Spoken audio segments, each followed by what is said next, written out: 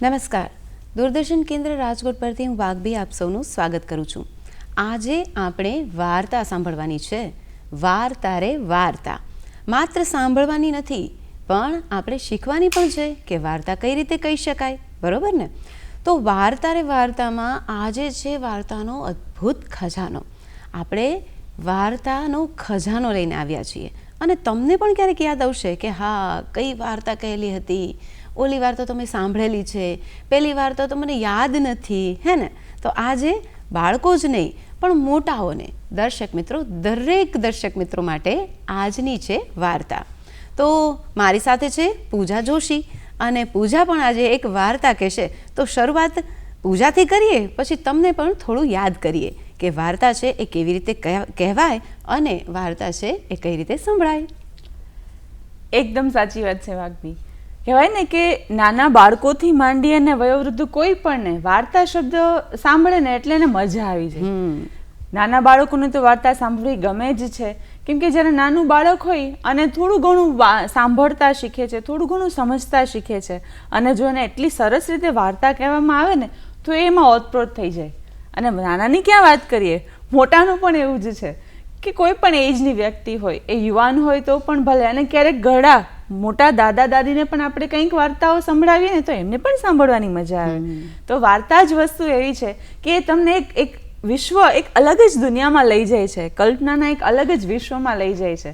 અને હા, એક શરત ચોક્કસપણે હોય છે કે જ્યારે વાર્તા સાંભળો ને, વાઘબીએ મને કહેલું કે વાર્તા સંભળાવો, પણ વાર્તા સાંભળતા પહેલા એક શરત ચોક્કસ કે એ કલ્પનાની દુનિયા છે.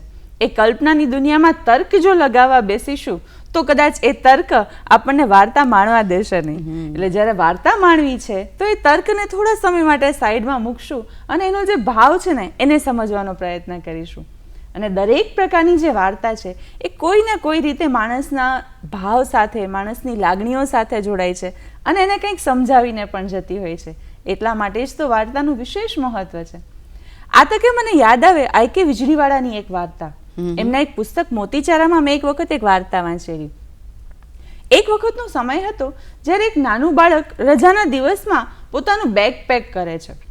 માતાને વિચાર આવે છે કે આજે રજાનો દિવસ છે અને આ નાનકડું બાળક, મારો દીકરો, બેગ પેક કરીને ક્યાં જાય છે? અને બેગમાં શું ભર્યું છે? તો કે અલગ અલગ પ્રકારનો નાસ્તો ભર્યો છે. એક ડબ્બામાં થોડા થેપલા ભર્યા છે, એમાં માખણ લગાવીને થેપલાનો રોલ કરીને રાખ્યો છે, 2-3 ચોકલેટ્સ મૂકી છે, પાણીની એક નાની બોટલ મૂકી છે, થોડા બિસ્કિટ્સ મૂક્યા છે, અને આવું બેગ પેક કરીને એ તો નીકળે છે. મમ્મી પૂછે છે કે તું ક્યાં જાય છે? તો કે હું હમણાં બાજુમાં એક બગીચો છે ત્યાં જાઉં છું અને આજે હું ત્યાં રોકાવાનો છું. મમ્મીને તો એમ કે ભાઈ ઓકે, રજાનો દિવસ છે તો રજાના દિવસમાં મિત્ર દોસ્તારો સાથે બગીચે જવાનું છે. એટલે માતાએ ફોલોઅપ પણ લીધું, થોડી વખત માટે જોયું પણ ખરી કે ક્યાં જાય છે, પણ એને જોયું કે ના, બરોબર છે, બગીચે જાય છે, તો કંઈ ચિંતા નથી. આ બાળક તો હસતું, રમતું, દોડતું, કૂદતું બગીચે પહોંચ્યું. બગીચે પહોંચી અને આસપાસ નજર કરી કે કેવું બાકડો ખાલી છે. એને દૂર એક બાકડો ઝાડવા નીચે ખાલી દેખાણો એટલે પોતાનું બેગ લઈને ત્યાં ગયો અને ત્યાં જઈને આરામથી બેગ સાઈડમાં મૂકીને બેસે છે. થોડી વાર થઈ, આમ તેમ જોયું, નજર ફેરવી, બાકીના બાળકો રમે છે, એને જોઈને એ પણ મજા લે છે. કોઈ હસે છે તો એને જોઈને પોતે પણ હસે છે, કોઈ ઠેકડા મારે છે તો એને જોઈને પોતાને પણ ઠેકડા મારવાનું મન થાય છે. આ બધી પરિસ્થિતિમાં હવે એને ભૂખ લાગી અને બાળક સહજ છે કે બેગમાં નાસ્તો પડ્યો છે એટલે ભૂખ તો લાગે. તો એને લાગી ભૂખ. પોતાનો ડબ્બો ખોલે છે બેગમાંથી કાઢીને અને જેવું એક થેપલાનું બટકું લેવા જાય છે, એક રોલ લેવા જાય છે, તરત એની નજર જાય છે બાજુમાં બેઠેલા એક વૃદ્ધ માણસ પર. એ વૃદ્ધ માણસ કેવો તો કે પોતાનું આખી હાલત ખરાબ છે, ચિત્રે હાલ કપડાં પહેરેલા છે, નથી વાળ સરખા, ઘણા દિવસથી નાયા નહીં હોય એવું લાગે છે, અને એવું પણ લાગતું હતું કે ઘણા દિવસથી જમ્યા નથી. આ બાળકના હાથમાં થેપલું જોઈને એને ખાવાનું મન થઈ ગયું. બાળક પણ સમજી ગયો કે આ ભાઈને ખાવાની ઈચ્છા છે. થોડી વાર રહીને એને બાળકે થેપલું ઓફર કર્યું. આજ સાંભળજો, બંને વચ્ચે કોઈ શબ્દની વાતચીત નથી, ખાલી એને થેપલું ઓફર કર્યું અને પેલા માણસે આરામથી એ લઈને ખાઈ લીધું. થોડી ધીરે ધીરે ધીરે ધીરે કરતા આ જ પ્રક્રિયા આગળ ચાલી અને હવે બાળકને એવી મજા આવી ગઈ કે પેલા વૃદ્ધ માણસની સામે ફરી ગયો અને પેલો વૃદ્ધ માણસ બાળક સામે ફરી ગયો અને બંને આરામથી એક જ ડબ્બામાં બેસીને નાસ્તો કર્યો. બાળક તો નિખાલસ છે. નાસ્તો પૂરો થયો, ડબ્બો બંધ કરીને બાળક પોતાનું બેગ પેક કરીને ઘરે ગયો. મમ્મી કે લે તું આવી ગયો, તું ક્યાં ગયો તો? એ તો કે એટલે બાળક કે છે તને ખબર નથી મમ્મી, આજે તો હું ભગવાન સાથે જમવા ગયો હતો. મમ્મી કે લે ભગવાન સાથે જમવા ગયો હતો સાચે? મમ્મીને હસવું આવ્યું. હા હા મમ્મી, મેં આજે ભગવાન સાથે જમ્યું. તને ખબર છે, મને ખબર નથી કે ભગવાન આવા હોય, આટલી મોટી ઉંમરના ને આટલા ખરાબ વસ્ત્રો પહેરેલા હોય. ઈશ્વર તો કેવા લાગે, પણ એનો ફેસ કેવો સરસ હતો, વાતો કેવી સરસ કરતા હતા. અને કઈ રીતે વાતો કરતા હતા તો કે શબ્દોથી નહીં, પણ એના ફેસ ઉપરથી એવા સરસ લાગતા હતા. અને આ જ વસ્તુ બીજી સાઈડ જોઈએ તો પેલો વૃદ્ધ માણસ પણ એટલો જ ખુશ હતો. એનો બીજો ભિખારી મિત્ર એની સાથે આવ્યો તો એને પૂછ્યું, ભાઈ તું કેમ આટલો રાજી છે? અરે દોસ્ત, કે આજે તો મેં ભગવાન સાથે ભોજન કર્યું, ભગવાને જાતે આવીને આજે મને જમાડ્યું. તો આ નિખાલસપણું છે કે જે વાર્તામાં હોય, અને આ જોઈને આપણને એમ થાય કે માણસ સાથે કેવી આત્મીયતા કેળવે છે વાર્તા.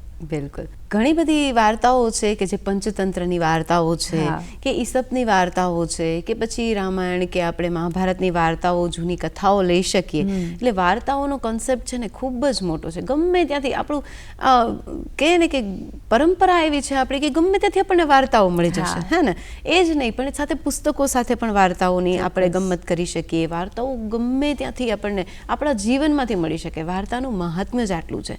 જેટલી કલ્પના શક્તિ છે, જેટલી એમાં કહીએ ને કે વિઝ્યુલાઇઝેશન, ઇમેજિનેશન કરી શકીએ છીએ, એટલું જ આપણે આત્મીયતા પણ કેળવી શકીએ છીએ. અને ઘણા બધા આપણે મેમરીઝ, એની યાદો પણ આપણને આવી શકે કે હા આપણે એ જમાનામાં આ જે કહું છું ને કે સસલા અને કાચબાની વાર્તા, તો એ બધાએ સાંભળી હશે. કાગડાની વાર્તા તો બધાએ સાંભળી હશે, પંચતંત્ર હોય કે ઈસપની વાર્તા હોય. આપણે કાગડાની વાર્તા આવે તો હા કે એક કાગડો હતો, એને તરસ લાગી હતી, અને પછી એ એક મટકું છે એમાં પાણી બહુ ઓછું હતું અને એ એમાં પથ્થર નાખે છે, એટલે પરિશ્રમની મહિમા સમજાવે છે. એટલે વાર્તા માત્ર એવું જ નથી કે મજા માટે, પણ સાથે એની પાછળ મોરલ વેલ્યુઝ શું છે, એની પાછળના જે કે ને શીર્ષકો શું છે, એમને શીખવામાં શું આવે છે, એ પણ વસ્તુ છે કે શું કામ આળસ ન કરવી જોઈએ, અથવા તો એની પાછળ કે ભૂલવું ન જોઈએ. મને એક સુધામૂર્તિની પુસ્તક યાદ આવે છે કે એમાં એક પુસ્તકમાં બહુ સરસ વાર્તા લખેલી છે કે નૂની નામની એક છોકરી છે અને એને ભૂલવાની બહુ બીમારી છે. એ વાતે વાતે બધું ભૂલી જાય. એટલે પપ્પા એને કંઈ કામ સોંપે તો એ એમ કે છે કે ઇસ્ત્રીના કપડાનું કામ સોંપ્યું કે તું લેતી આવ ત્યાંથી કપડાં. તો જાય છે ખરા, પણ પછી કે ગઈ, હવે ખબર નહીં ક્યારે આવશે. પછી એ બીજા દુકાનમાં જઈ, બીજી જગ્યાએ જઈને એ માણતી હશે, ક્યાંક મજા માણતી હશે, સરઘસ જોતી હશે, ક્યાંક પણ એનામાં ખોવાઈ જતી હશે. પણ ક્યારેક પછી એવું થાય કે બાળકને છે ને ત્યારે સમજ ન આવે, જ્યારે પોતાને અનુભવ થાય ત્યારે સમજ આવે. આપણે બાળકને ઘણું બધું કહીએ કે આમ કર તેમ કર, પણ એને જ્યારે અનુભવ થાય ને ત્યારે સમજાય. તો આ નૂની છે, એને ભૂલવાની બીમારી હતી. એટલે પપ્પા સમજાવે, ઘણી બધી વખતે કે, પણ એ ભૂલી જાય. વળી મમ્મી કે, દાદી કે, એટલે બધાનું એક એક એક એક વસ્તુ એ ઘણી વખત ભૂલી જાય. એટલે બધાને એવું થઈ ગયું હતું કે નૂનીને ભૂલવાની બીમારી છે. હવે થયું એવું કે એક વખત પિકનિક હતી એની સ્કૂલમાં. એટલે એણે આગલા દિવસે બધાને કહી મૂક્યું કે જો મારી સ્કૂલમાં પિકનિક છે અને આવતીકાલે ને મમ્મીએ સરસ મજાનો સાંભાર બનાવવાનો છે, બરાબર? એટલે મને બધાને હું કહી રાખું છું, હું ભૂલી ન જાઉં એટલા માટે. અને સાંભાર તો મમ્મીએ બનાવ્યો. પછી એમ થયું કે બધા ભૂલી જાય છે મારું. એટલે નૂનીએ પહેલાં તો મમ્મીએ જે સાંભાર બનાવ્યો હતો તો મમ્મીએ તો સાંભાર ઓલરેડી નાખી લીધો હતો. પછી મમ્મી એમ કહે છે કે ઓકે જતા રહ્યા, બધું થાય છે. ત્યાં પપ્પા આવ્યા. ઓહો, આ નૂનીની તો આદત જ છે, કદાચ ભૂલી ગઈ હશે, કાં મમ્મી કદાચ કહેવાનું ભૂલી ગયા હશે. એમાં એણે પાછું મીઠું નાખ્યું અને પછી એક વ્યક્તિએ મીઠું નાખ્યું. અને છેલ્લે નૂનીને એમ થયું કે હું તો ભૂલવાની જ નથી, કે આ કંઈ આમાં છે કે નહીં. ટેસ્ટ કર્યા વગર નાખી દીધું 5મે મીઠું. અને પછી પાછું ટેસ્ટ કર્યા વગર પહોંચી ગયું પિકનિકમાં. અને બીજા દિવસે જ્યારે પિકનિકમાં પહોંચ્યું ત્યારે બધાને એટલું ખારું લાગ્યું. આવી અને નૂનીએ જે ગુસ્સો કર્યો છે બધા પર, તો ગુસ્સામાં બધા મમ્મી પપ્પા દાદા દાદી બધા એમ ખીજાણા કે તને ભૂલવાની આદત છે, એટલે અમને થયું કે લાવો ચલો અમે નાખી દઈએ. એટલે 5 ચમચી મીઠું નખાઈ ગયું. ત્યારે નૂનીને સમજાય છે કે મારી ભૂલવાની આદત છે, એના લીધે આ બધાને સહન કરવું પડ્યું અને સાથે મારે પણ ખરાબ સહન કરવું પડ્યું. મિત્રોના સાથે બહુ શેર કરવા ગઈ સારું એવું, પણ એને એનું ભોગવવું પડ્યું. એટલે ત્યારથી એમ બાળકોને પણ સમજાય કે ના, ભૂલવાની અમુક આદતો છે, તો એના પર આપણે જો જે વસ્તુ આમ જોજો પૂજા કે ઘણી વખતે આપણે એમ કે ભૂલાઈ ગયું, પણ જે અમુક વસ્તુ ભૂલાશે નહીં આપણને. ચોક્કસ. જે ભૂલવાનું છે એની પ્રાયોરિટી છે કે હા એ આપણે માઇન્ડમાં નથી એટલે ભૂલાઈ ગયું છે. તો જે બાળકોની સહજતા હોય કે ભૂલાઈ ગયું, ઘણી વખત કહીએ ને, તમે તો શિક્ષકમાં શાળામાં જોતા હશો કે છોકરાઓ કહેતા હોય, વિદ્યાર્થીઓ કહેતા હોય કે હું તો સ્કૂલમાં આજે બુક ભૂલી ગયો, અથવા તો હું આજે હોમવર્ક ભૂલી ગઈ કરું. તો એ ભૂલાઈ નથી જતું, એની પ્રાયોરિટી નથી, એટલા માટે ભૂલાઈ જાય છે. ચોક્કસ. એટલે સુધા મૂર્તિની પુસ્તકમાં આ ઘણી બધી એવી વાર્તાઓ છે કે જેના લીધે આપણને એક શીખ મળે છે, જે એક બાળકી પરથી, એક છોકરા પરથી, એક વૃદ્ધ પરથી, તમે જેમ કીધું એમ જે વાર્તા કરી એમ એ પ્રમાણે શીખ મળતી જાય છે. એવી જ રીતે ઘણી પુસ્તકો છે, જેમ કે રસ્કિન બોન્ડની પુસ્તકો છે, અને ઘણા એવા ઇંગ્લિશ પણ બુક્સ છે કે જેના લીધે રોલ ડાલ છે કે એની બ્લાઇટન છે કે એના લીધે એની પુસ્તકોથી એક એડવેન્ચર તમે ઘરે બેઠા માણી શકો. જેમ ધ્રુવ ભટ્ટની પુસ્તકોમાંથી માણી શકાય, એ વાર્તા સમજી શકાય, એવી રીતે નાની નાની સ્ટોરીઝ છે એ કહેવું એ પણ એક કળા છે. વાર્તા કથન, આપણે જેને સ્ટોરી ટેલિંગ ઇંગ્લિશમાં કહીએ છીએ, એ કળા ખૂબ જોરદાર છે. કારણ કે એક નાનું બાળક પણ જો વાર્તા કહેતા શીખી જાય ને તો બંને વસ્તુ થાય. એક એની કલ્પના શક્તિનો ભરપૂર વિકાસ થાય, અને બીજી વસ્તુ એ કે ઘણી વખત આપણે પણ એવું વિચારતા હોય કે જ્યારે આપણે કથન કરવાનું શરૂ કરીએ કે કંઈ બોલવાનું શરૂ કરીએ ને તો આપોઆપ એના પછીના વિચારો આપણા મનમાં સ્ફુરવા માંડે કે હવે પછી મારે શું કહેવું છે, હવે પછી મારે કઈ રીતે એક્સપ્રેશન્સ આપવા છે. અને વાર્તા કથન મિત્રો ત્યારે જ એટલું સરળ અને જેને કહેવાય કે સચોટ બને જ્યારે તમે પૂરા હાવભાવ સાથે, જેને કહેવાય કે લય ઢાળ સાથે, અપ ડાઉન સાથે એ વાર્તા જો તમે કહેશો ને તો એ વાર્તાનો જે રંગ છે, એ જે નિખાર છે આવશે કે એક વખતની વાત છે, એક હતો રાજા અને એક હતો ગરીબ. તો આ વસ્તુ જે છે એક લય ઢાળ છે, એ લય ઢાળ જો તમારી વાર્તામાં આવશે ને તો એની ચોક્કસ અસર થશે. આ તકે મને યાદ આવે, રાજુ અંધારિયાની એક પુસ્તક મને ભેટ મળ્યું હતું, અને એ પુસ્તકનું નામ હતું જસ્ટ એક મિનિટ. એક વાર્તાઓ એવી કે જે 1 મિનિટમાં પૂરી થઈ જાય પણ એટલી સચોટ હોય કે આપણને વાંચીને મજા આવી જાય. એક વાર્તા મેં એમાં એવી વાંચી વાગવી કે એક વખત યાત્રાનું સ્થળ હતું. આપણે જેમ કહી શકીએ કે ભાઈ ચોટીલા છે કે પાવાગઢ છે કે ગિરનાર છે, એવા કોઈ પણ એક યાત્રાના સ્થળ હતું, અને એ યાત્રાના સ્થળે ટોચ ઉપર મંદિર હતું. બરાબર, જે ઈશ્વરનું સ્થાનક છે એ ટોચ પર હતું. અને જેમ આપણે જનરલી જોતા આવતા હોય છે કે જે રસ્તામાં જે રસ્તો છે, કેડી છે, એ કેડીની બંને બાજુએ થોડા ઘણા ખાણીપીણીના સ્ટોલ્સ હોય કે નાની મોટી વસ્તુઓ વેચવાના સ્ટોલ હોય કે લાકડી, છેલ્લે માણસ લાકડીના ટેકે ચડતા હોય ઉપર તો લાકડીના સ્ટોલ રાખેલા હોય, તો એવા સ્ટોલ હતા. હવે એ ટેકરીની નીચે જે એક માણસનું એની દુકાન હતી, અને દુકાનમાં એ નાની મોટી વસ્તુઓ, જીવન જરૂરિયાતની વસ્તુઓ વેચતો. હવે એ માણસ એવો હતો કે એ લગભગ કોઈ દિવસ ઉપર ચડ્યો નહીં. એને દર વખતે એમ જ થતું કે આ તો અહીંયા જ છે ને, હું રોજ આને જોઉં છું, ગમે ત્યારે જઈ શકીશ, અહીંયા જ છે, આ ક્યાં આઘું છે. પણ સામે અહીંયા જે યાત્રાળુઓ નીકળે છે, એ યાત્રાળુઓ ને એ જે મારા બધા જે કહેવાય કે કસ્ટમર્સ છે, તો મારે એને વસ્તુઓ વેચવી છે, તો હું જો વાં જઈશ તો અહીંયા મારી દુકાન રઝળી પડશે, અને એટલું મારો વ્યવસાયમાં નુકસાન જશે મને વેપારમાં. એટલે માણસ દર વખતે રાહ જોઈને બેસતો કે જઈશ, જવાઈ જશે, કંઈ વાંધો નહીં. આમાં ને આમાં એ માણસની ઘણી ઉંમર નીકળી ગઈ પણ એ જઈ ન શક્યો. પછી એક દિવસ તો એણે નક્કી કર્યું કે હવે તો મારે જવું જ છે, કોઈ પણ સંજોગોમાં જવું છે. વ્યવસાય જેવો પૂરો થયો અને સાંજનો સમય હતો, જે કસ્ટમર્સ છે લોકો ઓછા આવતા હતા, એટલે એણે નક્કી કર્યું કે ચાલો આજે હું જઈશ. પણ હવે સાંજનો સમય છે, અંધારું થઈ ગયું છે, એટલે માણસે વિચાર્યું કે મારી પાસે ટોર્ચ છે, એ ટોર્ચ લઈને હું જઈશ. પણ હવે બિચારો એ માણસ પણ એવો કે એની પાસે એવડી મોટી ટોર્ચ પણ ન હતી, નાનકડી એમથી ટોર્ચ હતી કે એ ટોર્ચ કરે ને આગળના 4 સ્ટેપ એને દેખાઈ શકે એવડી ટોર્ચ હતી એની પાસે. એટલે શરૂઆત તો એણે કરી, પણ વંટોળ, વાવાઝોડું, ઠંડી એવી હતી, અને એ બધી પરિસ્થિતિમાં થોડો હાર માની ગયો કે ભાઈ આવા અંધારાની પરિસ્થિતિમાં હું કેમ જઈ શકીશ. અચાનક એ જ સમયે એની બાજુમાંથી એક જોમ જુસ્સાથી ધરાવતો યુવાન નીકળ્યો કે જેના ઝડપથી ઉપર ચડવું હતું. એટલે એને પેલા માણસને પૂછ્યું, ભાઈ તું કેમ ઊભો છે, ચાલ ચાલ ઉપર ચડવા મને મારી સાથે. પેલો કે ના ભાઈ ના, તું જોવે છે અંધારું છે, વરસાદની તૈયારીઓ છે, આટલી ઠંડી લાગે છે, અને મારી પાસે આવડી કમથી ટોર્ચ છે. હવે આ ટોર્ચ હું આટલી કરું તો ખાલી 4 પગથિયા માંડ દેખાય છે, હવે આવડી અમથી ટોર્ચના સહારે હું ઉપર કેમ ચડી શકીશ. પેલા માણસે બહુ સરસ જવાબ આપ્યો વાગી, અરે ભાઈ તું અત્યારે ટોર્ચ કરે છે તો 4 સ્ટેપ આગળ દેખાય છે, ત્યાં સુધી તો જા, ત્યાંથી પાછો ટોર્ચ કરીશ તો શું, ત્યાર પછીના 4 સ્ટેપ તને નહીં દેખાય? તો આમ કરતા કરતા શું તું પર્વતની ટોચ ઉપર નહીં પહોંચી શકે? પેલા માણસને વિચાર આવે કે હા વાત તો સાચી છે, તમારે જો કોઈ જગ્યાએ પહોંચવું છે, તમારે જો કોઈ ધ્યેય હાંસલ કરવું છે અને તમે એમ વિચારો છો કે એ ધ્યેય હાંસલ કરવા માટે મારી પાસે જે શસ્ત્રો છે અથવા મારી પાસે જે સાધનો છે ટૂંકા છે, તો એવું ના વિચારો. જેટલું તમારી પાસે છે ને એનાથી શરૂઆત તો કરી દો. પહેલું પગથિયું ચડશો તો બીજું પગથિયું આપોઆપ દેખાશે. તો આ છે ખૂબી વાર્તાની કે જે તમને તમારો ધ્યેય હાંસલ કરવા માટે પણ મદદરૂપ થઈ શકે છે. પૂજા, આપે કીધું ને એ જસ્ટ એક મિનિટ, એમાંથી મને એક બીજી પણ વાર્તા યાદ આવી. જસ્ટ એક મિનિટની ઘણા વર્ષો પહેલા મેં વાંચેલી હતી. રાજુભાઈ અંધારિયાએ જે કોલમ લખે છે એમાં, અને એમાં આ જ પોઝિટિવિટીની વાર્તા હતી. આપણે વૈદિક કાળમાં જઈએ તો મહાભારતની એને વાર્તા કીધી હતી બહુ સરસ, કે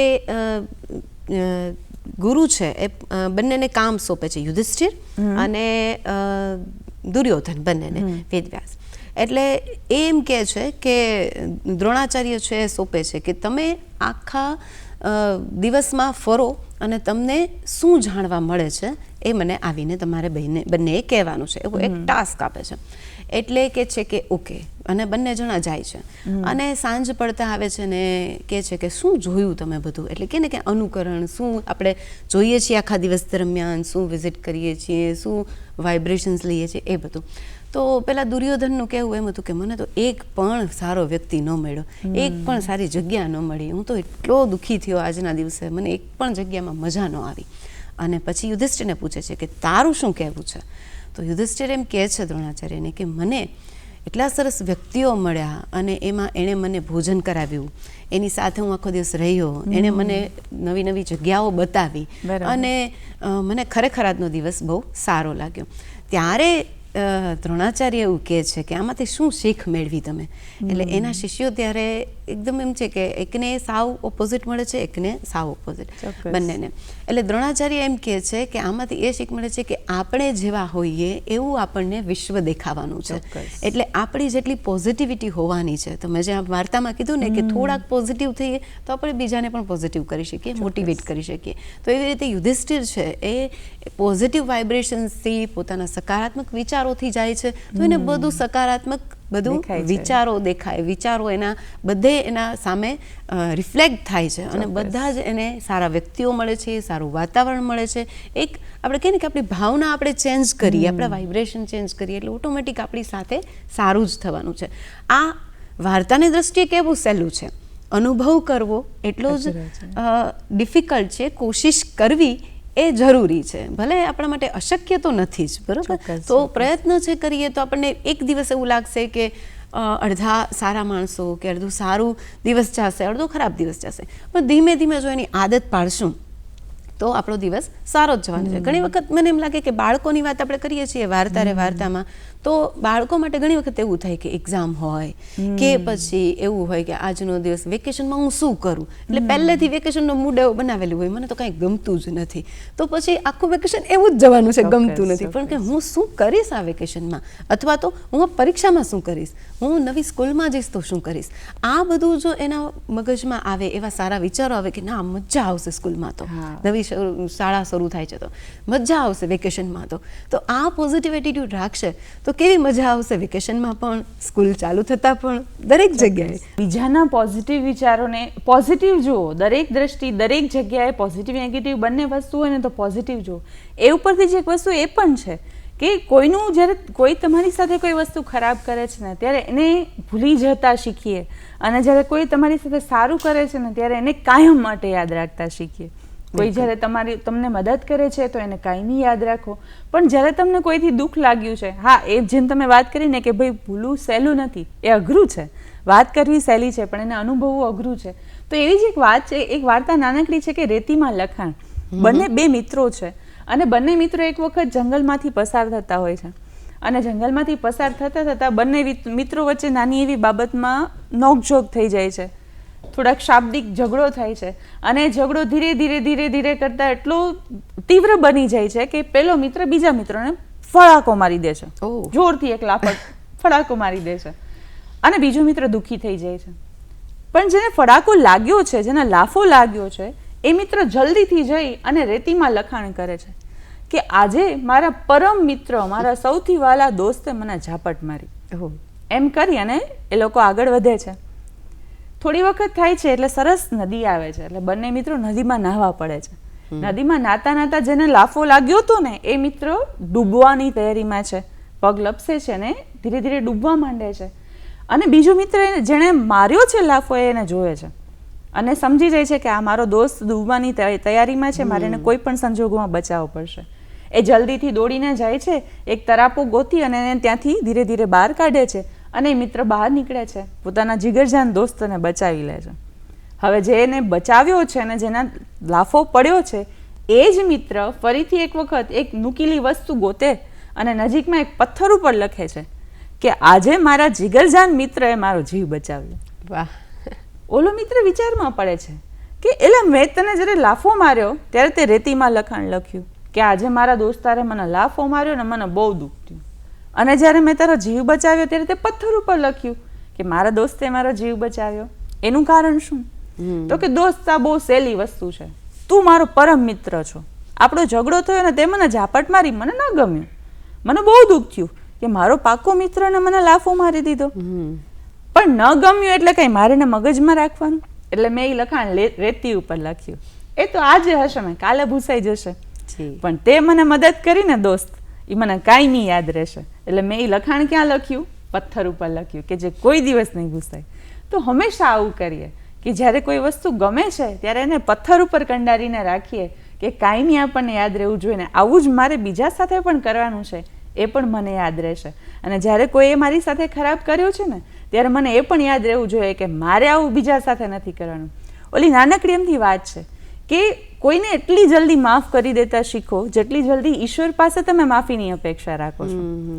નાનકડી એમથી વાત છે પણ બહુ સચોટ છે કે તમે જેટલી આશા રાખો ને કે ભગવાન મને માફ કરી દે એટલી જલ્દી તમે બીજાને પણ માફ કરી દેતા શીખો. કારણ કે ઘણી વખત છે ને ભૂલી જવું છે ને એ સરળ છે, પણ માફ કરવું છે ને એ બહુ જ અઘરું છે. અને વાર્તામાંથી આપણને એ જ શીખવામાં આવે છે કે આપણે જો દોસ્તીની વાર્તા હોય કે મગર લઈ જાય છે અને પછી રોજ એને લઈ જાય છે, એટલે વાંદરાને એમ થાય છે કે મારો દોસ્ત થઈ ગયો અને પછી કહે છે કે મને તારું કાળજું આપી દે. એટલે ત્યારે પણ આપણે એ માઇન્ડ રમવું પડે છે એ કે કોઈ પણની ફિતરત છે એ છે. જો ખરાબ એવા અનુભવ થાય છે તો એની ફિતરત સમજીને એને ભૂલી જવું જોઈએ, એને માફ કરી દેવું જોઈએ. અને ક્યારેક સારા અનુભવ થાય છે તો પણ દોસ્તીની જે કથા છે એ દરેક જગ્યાએ આપણને સાંભળવા મળે છે કે દોસ્તી સિંહ છે અને શિયાળ છે, બંને દોસ્ત મિત્રો છે. અને આપણે વાર્તાની વાત કરીએ ને, તમે હમણાં જ કીધું કે વાર્તા કેવી એ પણ એક કળા છે. તો એમાં છે ને બાળકો આગળથી બહુ સરસ એવું શીખવા મળે કે એક મોટું જંગલ હતું એટલે આપણને આમ જંગલ એકદમ અમને ખાવા માંડે અને બીજા લોકો સાથે આમ બીજા બાળકો સાથે આમ કરવા માંડે એટલે આપણને એમ થાય કે વાહ સરસ મજાનું જંગલ છે. એમાં મોટું સિંહ હતો એટલે સિંહ રાજા હતો, એટલે આપણે એવું જનરલી ઇમેજ થાય, બધા બાળકોને થતું હશે એમાં કે એક સિંહ હતો.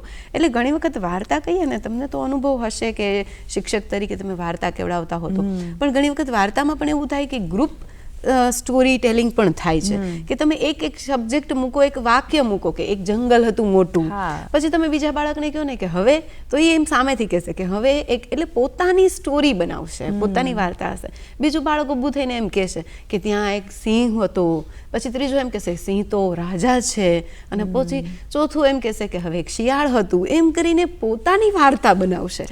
એવું નહીં કે એક કઈ આપણે વાર્તા વાંચેલી છે ને એ કહી ગયા, એના ઇમેજિનેશન ખુલશે. એટલે ખરેખર ઘણી વખત શું થાય કે સ્ટોરી ટેલિંગમાં કે એક વાર્તા કે છે ને બાકી બધા સાંભળે છે, એટલે ક્યારેક એમ થાય કે કેટલું બોરિંગ છે સાંભળવું. ઘણા બાળકો છે એ કંટાળતા હોય કે કઈ વાર્તા કઈ સાંભળવાની વસ્તુ છે, કારણ કે હવે તો આપણે સોશિયલ મીડિયાના જમાનામાં છીએ, એટલે આપણે ઇમેજિનેશન છે એ આમ ઓટોમેટિક આપણને આવી જાય છે, આપણે ઇમેજ નથી કરતા. એટલે યુટ્યુબમાં કે કંઈ પણ આપણે સોશિયલ મીડિયામાં જોતા હોઈએ તો જનરલી દેખાય જ કે સિંહ છે, જંગલ છે, કહેવું નથી પડતું. પણ વાર્તામાં આપણે એક વસ્તુ કહેવી પડશે જ્યાં વિઝન નથી, બરાબર, જ્યાં વિઝ્યુલાઇઝ આપણે કરવાનું છે જાતે, તો બાળકો ખુદ જ એમાં ઇન્વોલ્વ થાય અને એ પણ સાથે વાર્તાના એક વાક્ય જોડી નાખી વાર્તા બનાવે તો કેવી સરસ વાર્તા બને.